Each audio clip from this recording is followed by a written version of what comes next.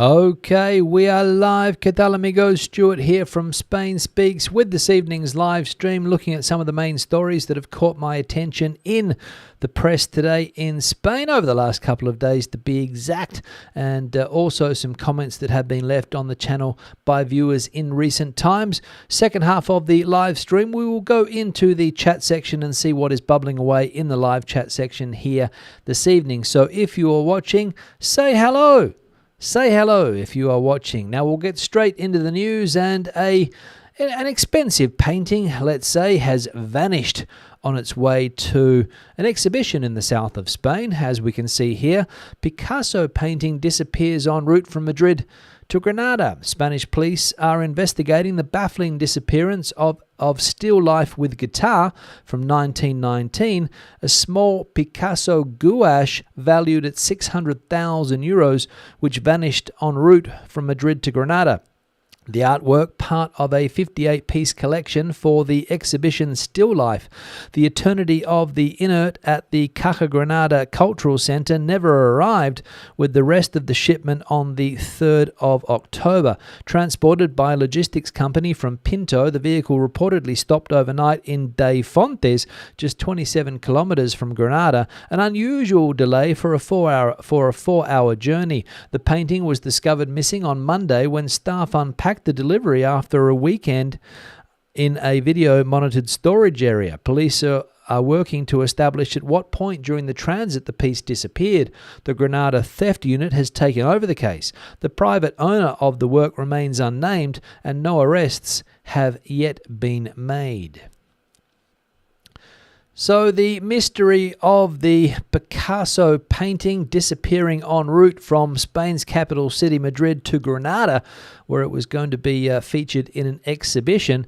The mystery, as I said there, police are investigating a value, apparently, or an insured value of 600,000 euros. But I also read that it was sold, I think, a few years ago to an unnamed collector for around 90,000 euros, I think was the price. Not sure how long ago that sale took place, but the insurance value 600,000, and quite small, I think, also is the Picasso work. So no doubt something has happened to it. I don't think it would have just flown away when the doors of the van opened up. Obviously somebody was in on it, or I suppose that's what the police are investigating, and we'll see if it turns up or not, or ends up in the living room of some rich dictator around the world somewhere, or somebody who has a clandestine art gallery or art display in their homes. So we'll see. Interesting. And the work in question, in case you see it advertised on eBay, is this one here. The Still Guitar, I think it was called. Just let me check. Still Life with Guitar, 1919, when Picasso painted it. So a valuable piece of work nonetheless. Second piece of news, and Donald Trump is still firing shots at Spain, and he has accused the country of extreme disrespect towards NATO and threatens tariffs over defense spending. US President Donald Trump has once again criticized Spain, calling its refusal to raise defense spending to 5% of GDP extremely disrespectful to NATO, and warning of possible economic and tariff reprisals. Speaking from the White House during a lunch with Argentina's President Javier Milei, Trump said he was very unhappy with Spain, accusing the country of benefiting from NATO protection without contributing enough. Spain is doing very well at our expense, he said. It's the only country that hasn't raised its percentage to 5%. What Spain did is very bad and unfair to NATO. Trump ruled out expelling Spain from the alliance, as he had previously hinted, but suggested punitive measures were likely. Tensions between Washington and Madrid have grown amid Spain's criticism of Israel's actions in Gaza and its decision to restrict arms exports, affecting US interests in Spanish bases. So Donald Trump again dominating headlines here in Spain with his criticism of Spain for not upping the defense budget to 5% of GDP, and meeting there with Javier Milei. I'll say that again, meeting with Javier Milei, who, as we also know, is not the best friend of Prime Minister Pedro Sánchez, Spanish Prime Minister Pedro Sánchez. So no doubt Mr. Milei was also having a word in Trump's ear during that meeting about ways to possibly punish Spain for not upping the defence budget. That was the anti-government point of view. Here's the pro-government point of view, and it is that Spain boosts US arms purchases to record levels amid rising defence spending. Spain has sharply increased its arms purchases from the US over the past 2 years, coinciding with its highest military spending in history. Despite criticism from US President Donald Trump over Madrid's failure to reach 5% of GDP in defence expenditure, Spain is set to surpass the 2% NATO target this year, a rapid rise from 1.4% in 2024. According to the 2024 Defence Ministry procurement report, Spain allocated €7.47 billion to defence contracts split between current and multi-year commitments. Nearly a third of that total, around €2.23 billion, went to US suppliers, mainly for state-of-the-art Patriot missiles and related support systems. Roughly €500 million of that amount corresponds to 2024 payments. The surge underscores Spain's growing reliance on American weaponry as it modernizes its armed forces and strengthens its NATO commitments amid heightened global tensions. So the first article that we saw coming from the anti-Prime Minister Sánchez press, and that one coming from the pro-Prime Minister Sánchez press. And you can see a completely different tone when it comes to what's being published in newspapers here in Spain. One saying that Trump is extremely critical of Spain, which, let's be honest, he has been in some of his public appearances in recent times. But El País going with it, wait on a minute. Hang on a minute, sorry, Spain does indeed buy a lot of US weapons with the defence budget that we've currently got. So maybe you want us to spend more. And the final article here, man found dead in Valencia home 15 years after his death. Spanish police have discovered the mummified remains of Antonio Famoso, an 86-year-old man who died around 15 years ago in his flat in Valencia's Fuensanta neighbourhood. Firefighters entered his home after neighbours reported a water leak, finding his body skeletal and mummified, surrounded by dust and dead pigeons.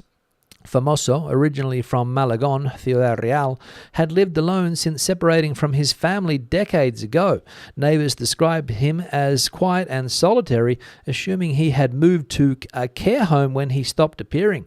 His mailbox remained tidy, bills were paid automatically, and an open window prevented any odour from alerting others. Police believe he died of natural causes. The door was locked from the inside and no signs of violence were found. His pension continued to be paid for years, highlighting the tragic isolation of elderly people living alone and the lack of regular welfare checks in Spain.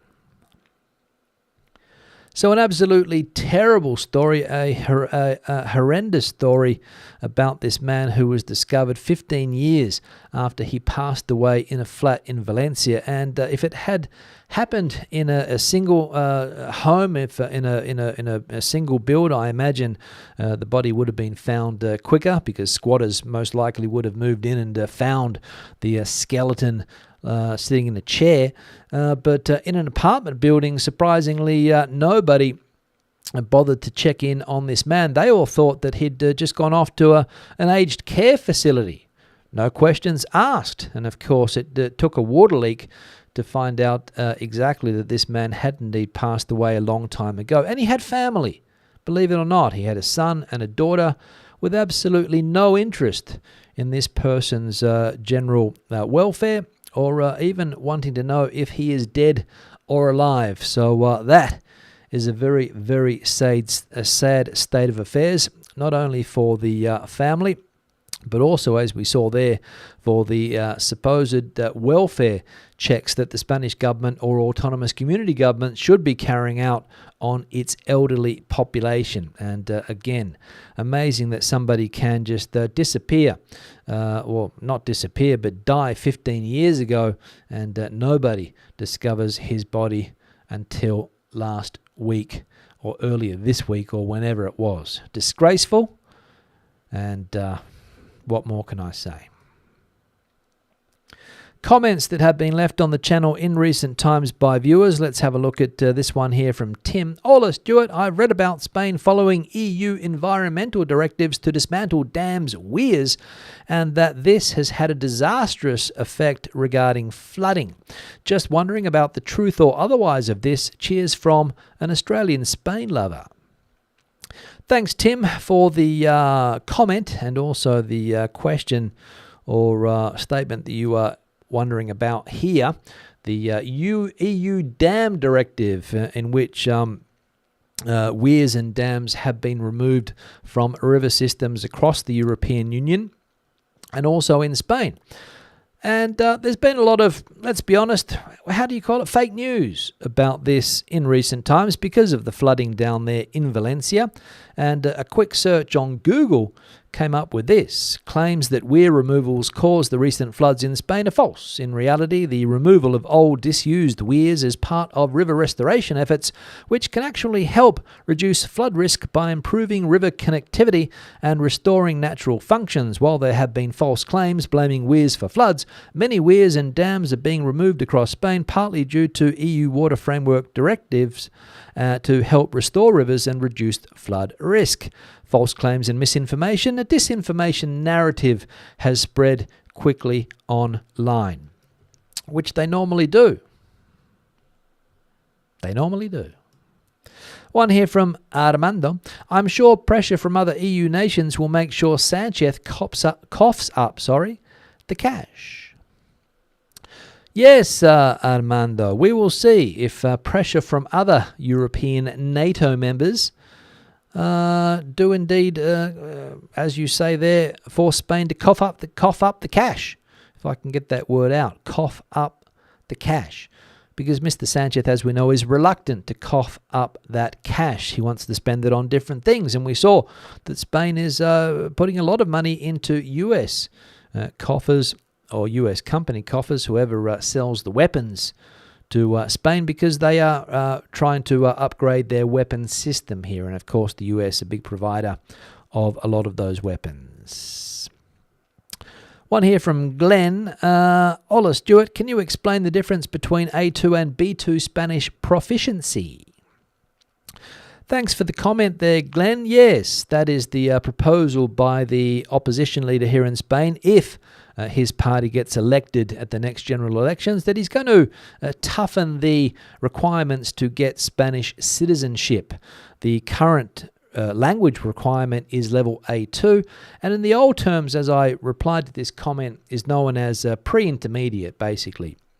It's the step above elementary, around that A2 level. And basically, you just have to have a basic conversation. Say your name, maybe be able to ask for something. Fairly basic conversation. Whereas a B2 is a whole different kettle of fish. So we're talking about going up from A2 over the B1 to the B2 level, previously around the upper intermediate, for those of you that might have learned a language some years ago before the common European framework came into play, upper intermediate. And basically that's, as I said, it's a whole different level of conversation. You would be able to have, more or less, if you have a level B2, you can have a decent conversation about a wide variety of topics.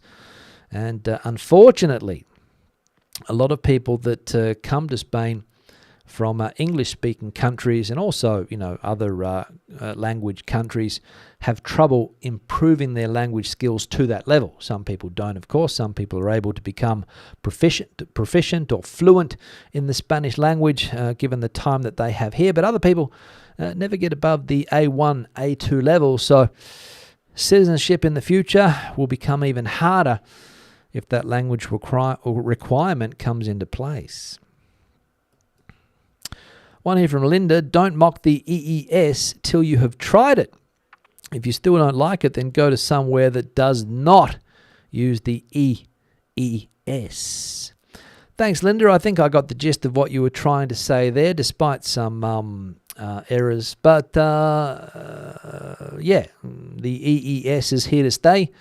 There was a story in a Portuguese press outlet this morning saying that Portugal has suspended the EES because people were taking too long to get through. Now, I couldn't back up those claims. It was just an article that I read, but apparently the European Union has come out and said there's nothing wrong with Portugal's system, and it's a full steam ahead for the EES, the new entry system into the European Union, which is going to use, I think, facial recognition and other biometric ways of recognizing the people coming in and out of the EU. A big change that was first implemented last Friday, I think. One here from Shiny Things.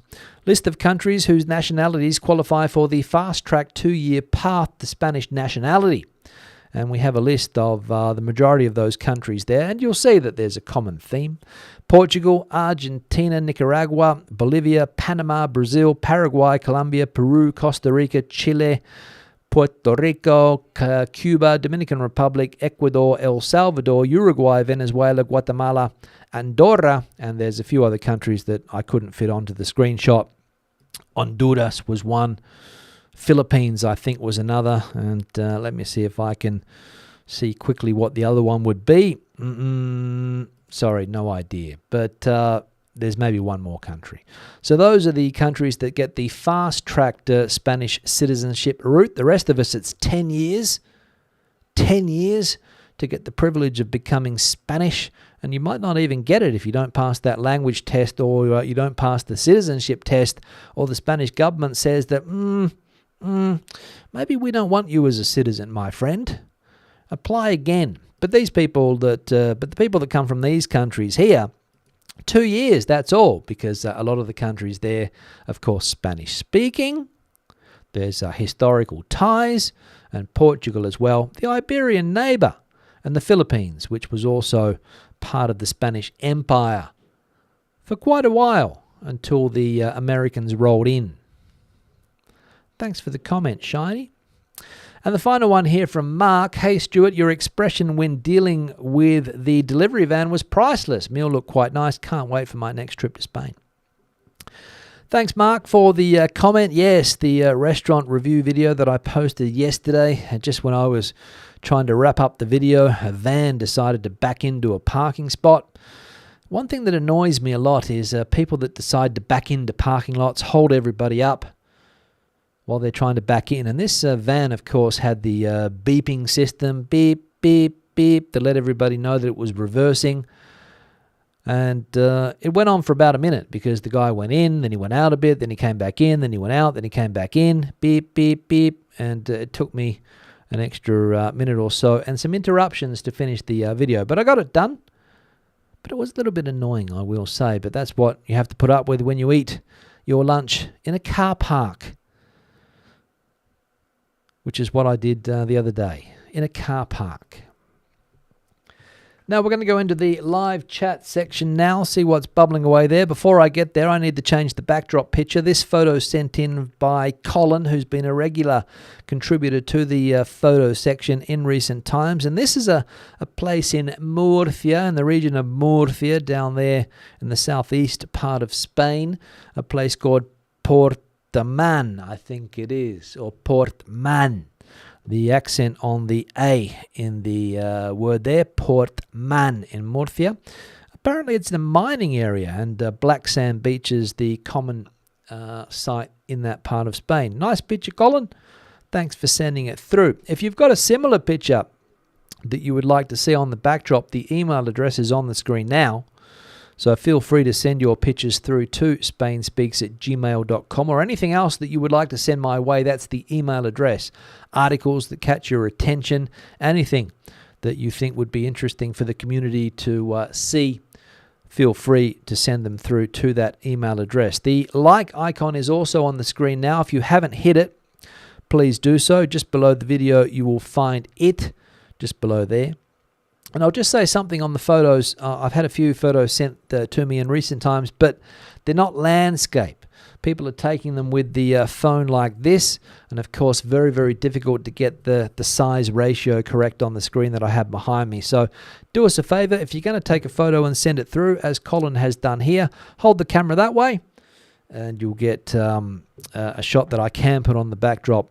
And it's a shame because some of the photos that have come through in the Instagram format, as I like to call it, a lot of people take photos, as I said, this way nowadays because they want to post them on Instagram or TikTok. But here I need landscape. So do us a favor. And as I said, it's a shame because some of the photos were great, but I can't get them on the backdrop. So if you can resize them or take them with the camera held differently, great. Like icon, if you haven't hit it yet, please do so. Currently at 49 likes, so we'll see if we can get up to a decent tally. I don't reckon it's going to be the case because not many people watching, which seems to be the regular Thursday thing. People are out and about, enjoying themselves, and we'll no doubt catch up later, which a lot of people also do. Also, people that have supported the channel in recent times, I want to say thanks. People that have bought me a super thanks or a super chat, bought me a coffee also. Longer term supporters on Patreon, thank you very much for that support. And also the channel members here on YouTube, thank you. Now we'll get into the chat section. I'll just de-blur the background so we can see it a bit better there. And let's see what's bubbling away in the chat. Barbara is the first person that I can see here. Still in Catral, just returned from Benidorm. Short break there. 24 degrees Celsius today in Catral. Sounds nice, 24 degrees. That was roughly the temperature here as well. And for the 16th of October, I don't know whether it's normal in Madrid to have that type of weather. Maybe in Catral it is, but here, not really. High Flyer John's also in the chat. Cloudy and warm in Almeria where they are tonight. Looking forward to the live stream, sitting on the balcony with a glass or two of Cruz Campo beer. All the best, John. Cruz Campo. Is there a better beer in Spain than Cruz Campo? Yes, many. Just my opinion, of course, but enjoy. James is also in the chat, coming in with Kathy from a still grey and overcast Worcester. Stu, you brighten up our days with your delicious food videos that make us hungry. Thanks for that, James. Yes, the food review videos, I do enjoy doing them, I will say. I enjoy getting out to restaurants. I'm always a little bit apprehensive, if that's the right word, or a little bit nervous sometimes to go into these places with a camera in case you get a waiter that doesn't want to have to deal with that type of thing. But I managed to talk my way around some of the negativity, and I would say that 95% of the time the wait staff are quite receptive to having their restaurants reviewed because, I mean, here the audience is limited, of course. If I were doing videos in Spanish, there'd probably be a lot more people watching them because more relevant to people in the area rather than people living in the UK or the States or wherever people are watching from. But YouTube is now dubbing videos, so the reach is getting out there and I enjoy it. Marianne is in the chat here. Happy Mexican Independence Day. Didn't read anything about that here, Marianne. Mexican Independence Day. We saw a lot about the Spanish National Day, but nothing about Mexican Independence Day. Or at least I didn't see anything. Al, valued member, also in the chat, coming in from Philadelphia. The leaves are starting to fall, 15 degrees Celsius. And just starting a trip back to El Puerto next Monday. Hooray, says Al. Al is also a fan of the beer Cruz Campo. Toro Verde, checking in from Southern California. Good to see you, Toro. What else? Sani coming in here from Basingstoke in the UK. Catching up later. There we go. Kev, evening all. Hope you are well. Listening while cooking a curry. Tell us, Kev, do you make your curry from scratch? Do you buy all of the spices and put them together, or do you just go to a supermarket and buy the mix already in a jar? Let us know. YouTuber says it sounds like an insurance fiddle. I don't know. It's a mystery. No one knows. The people that organise the delivery are cooperating with the police. So we'll see. Kev's got that picture on his fridge. His grandson said he painted it. There we go. So we've found it. Always get to the bottom of these mysteries on the channel quickly. Dodo Verde, sick of or tired of listening to Trump attack Spain? Well, he's been giving it a real crack lately. I think 3 times in the last week he's mentioned the word Spain. He's obviously got some type of, I don't know, vendetta. I don't know if that's too strong of a word to use, but he's got something against Spain. Maybe it's a dislike of Prime Minister Sanchez. Don't know. Mr. Sanchez's nickname is Mr. Handsome. Maybe Trump doesn't like that. He sees himself as the best-looking dude in the room. The Pink Panther has struck again, says Constantino. Maybe the Pink Panther has struck again. Thief. Andrew saying, your menu review yesterday, the beeping from reversing vans, does it really P1SS me off? It did when I'm trying to wrap up a video. Of course it did. I'm trying to get done and get out of there. I'm being delayed by an ugly noise right next to me. And the incompetent reversing of the van into the spot, which is something that also annoys me, Andrew. I'm going to say, people that reverse into parking spots when they can go head first in. What else? 99.4k subs. Way to go. Thanks, Johnny. Should hit the 100,000 mark soon. Don't know whether it's going to be this month or next month, but I reckon soon. Fluttergirl coming in from sunny Toronto. The last story so sad. Absolutely. Terrible story. Terrible story. You wouldn't believe it could happen nowadays in an apartment block. Somebody with family. Edward saying, hello everyone. Nice to catch the live show. Good to see you, Edward. Don't think we've seen Edward before. Eric is coming in from an overcast terraza. Bit of rain, but not much, at least for the moment. Have a nice end of the week. Thanks for that, Erica. Fluttergirl doesn't like the sounds of that new language requirement. What it means is you're going to have to study more, basically, if you want to get to that B2 level. If you want to be able to have that B2 level communication skill that you'll need to get the okay. And it's a series of questions that they'll ask you at that level, I presume.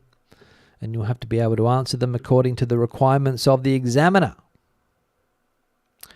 But again, no point talking about it unless it becomes a reality. And if Mr. Feijóo gets elected, that's what we've got to look forward to. If somebody else replaces Feijóo and takes over his party's leadership position, it might even become more radical. We'll see. It's a sad day, says KGM, when the authorities are more interested in a so-called work of art rather than some old boy who has disappeared from society without anyone giving a damn. Yes, disappeared 15 years ago, no checkups, pension going into the account every month. The bank didn't ask any questions why none of the money was being spent. Only the bills were being paid. The rest was accumulating. No questions from the bank. What happened to old Antonio? Well, his bank account hasn't been used for a long time, hasn't withdrawn any cash from the local ATM for 15 years. Well, maybe we should get someone around there and check out if see what's happened. Nothing. Family, Christmas time, 15 years. Oh, I might give Dad a ring, see how he's getting on. Nothing. Nothing. Friends?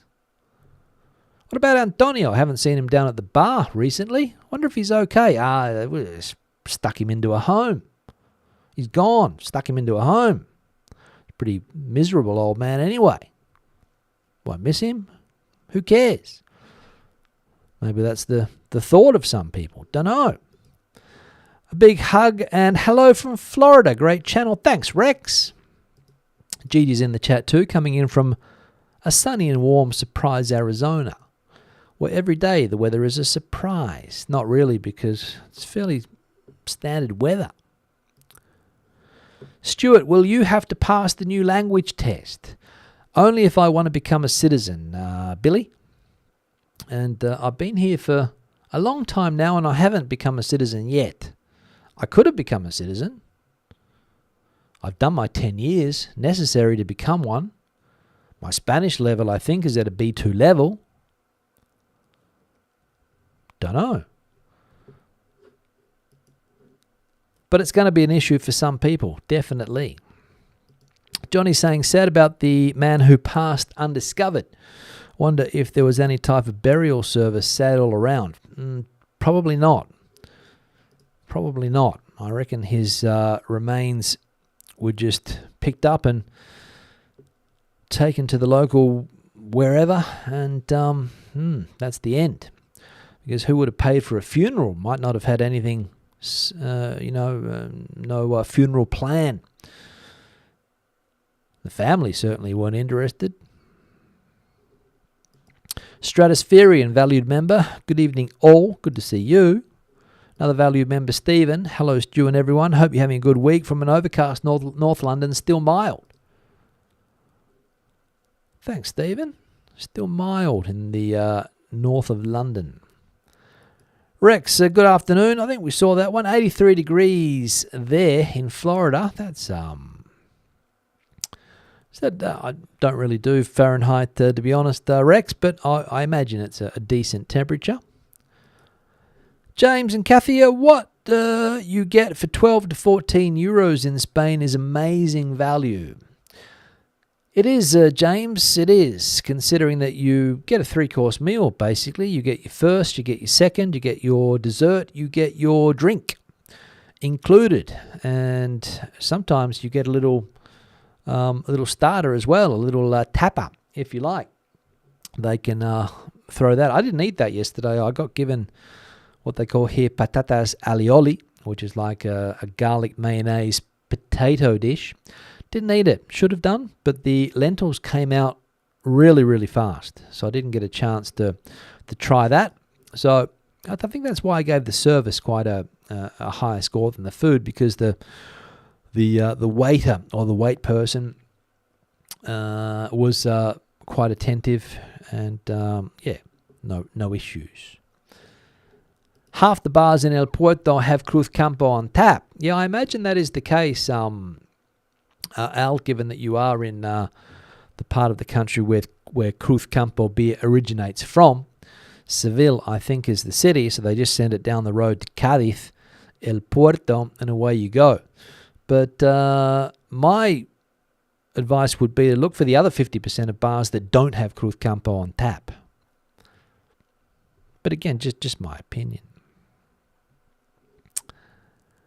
Kev's missus or wife is Jamaican Indian, so no opening of jars there, making it all from scratch. Send a recipe through, Kev. I'd love to know how to make a curry from scratch. I could probably go online and find one. And Al saying here that his favourite drinks are stout, Guinness or Murphy's. Guinness or Murphy's. And I suppose you could find that on tap in bars around Spain now as well. Guinness, at least, I have seen on tap. I think if you go into some Irish bars, you'll get Murphy's. And I'm not going to start a debate on which is better, but I'm sure everyone in Ireland has an opinion. Now, on that note, I'm going to wrap the live stream up. It's been a pleasure as always. I hope everybody has a fantastic start to their weekend. Plenty of plans, I imagine. And I'll see you guys again on Sunday with another live stream. Until then, hasta luego, hasta entonces. Adios, Santa. Bye-bye.